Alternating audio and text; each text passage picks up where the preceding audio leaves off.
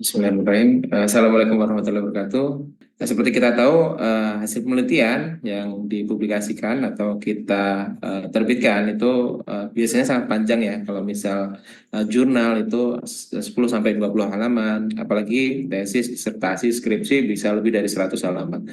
Tentunya jumlah halaman tersebut tidak akan bisa masuk ke dalam poster ilmiah yang hanya terdiri dari satu halaman, satu bidang saja gitu.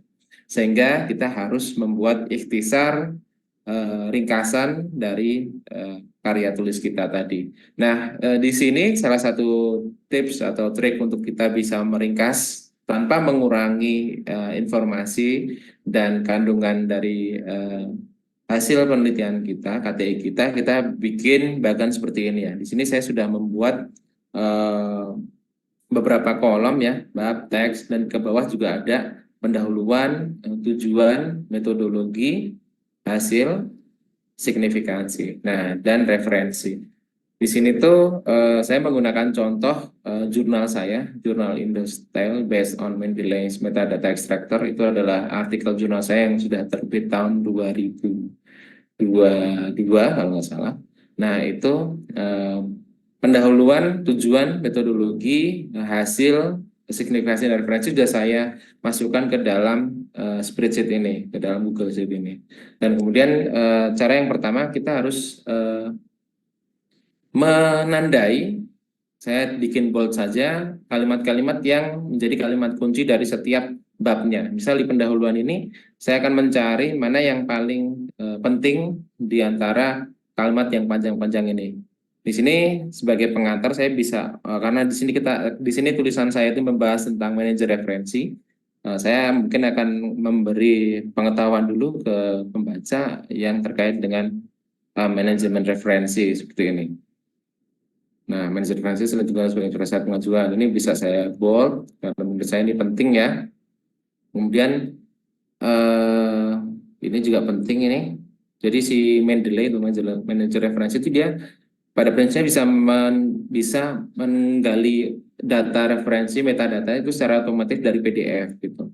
Tapi di sini ada permasalahannya ya di pendahuluan ini. Saya akan mencari permasalahan. Permasalahannya di sini dampak dari hasil assessment yang dilakukan akan berpengaruh juga pada citasi ini. Nah, ini sebenarnya yang menjadi rumusan permasalahan dalam artikel jurnal ini gitu, bahwa dampak dari hasil ekstraksi metadata dari reference manager itu kadang tidak sempurna. Jadi salah mengambil judul, salah mengidentifikasi nama penulis, salah mengidentifikasi tahun, nomor, volume, itu sering kali terjadi.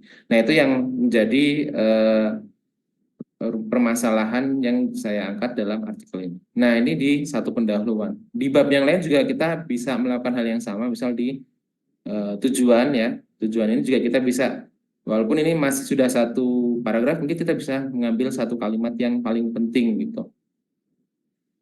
Nah, ini melalui perbaikan pedoman ini ya,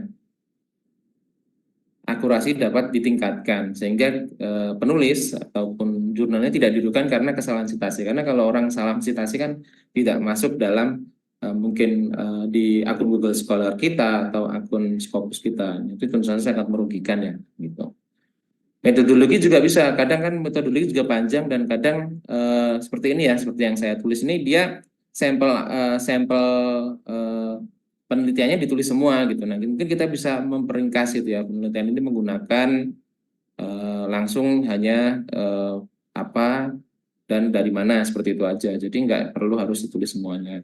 Pun juga untuk terkait acuannya ya, ini penelitian mengacu pada metadata extraction pipeline delay seperti itu yang digambar oleh si chef data scientistnya Mendeley seperti itu.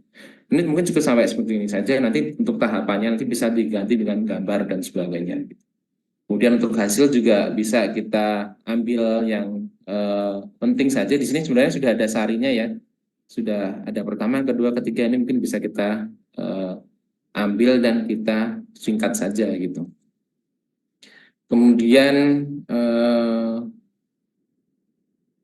signifikansi juga kita bisa mengambil yang paling penting gitu. apa yang paling berdampak dari hasil tulisan kita gitu.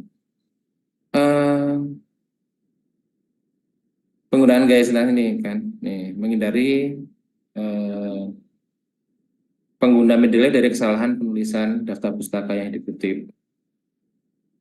Nah, ini juga berpengaruh pada reputasi jurnal. Ini menjadi signifikansi.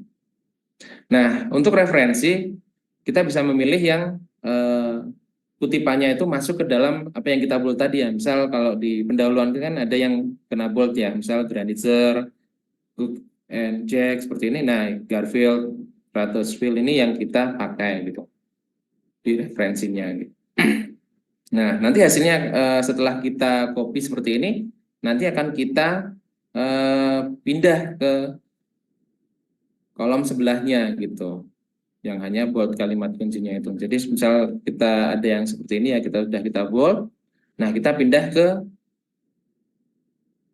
kolom sebelahnya seperti ini. Jadi tinggal yang bold saja nih gitu. Nah, setelah yang di bold ini kemudian kita jadikan satu kalimat yang rapi gitu ya, satu paragraf yang rapi, tentu saja dengan bridging. Jadi di sini kita akan sesuaikan. Kalau yang tadi yang bold itu kan karena kita menggabungkan beberapa kalimat kunci dari paragraf yang berbeda ya. Kalau di sini kita satukan dalam satu paragraf dan tentu saja kita ubah dikit supaya antara satu kalimat dan kalimat yang lainnya itu menyatu gitu. Jadi kita mungkin bisa tambah bridging, kita bisa kurangi, bisa tambahi sehingga menjadi satu kalimat yang padu seperti itu. Nah, jadinya seperti ini. Nah, jadi ini kan nggak terlalu banyak ya untuk bisa kita masukkan ke dalam poster. Nah, mungkin teman-teman bisa mencobanya di artikel jurnal atau skripsi atau tesis dari teman-teman supaya menjadi satu isi teks poster yang singkat, padat, tapi juga tidak mengurangi sisi informatif atau intisari dari hasil penelitian dalam karya tulis teman-teman semuanya. Mungkin itu yang bisa saya sampaikan. Terima kasih. Assalamualaikum warahmatullahi wabarakatuh.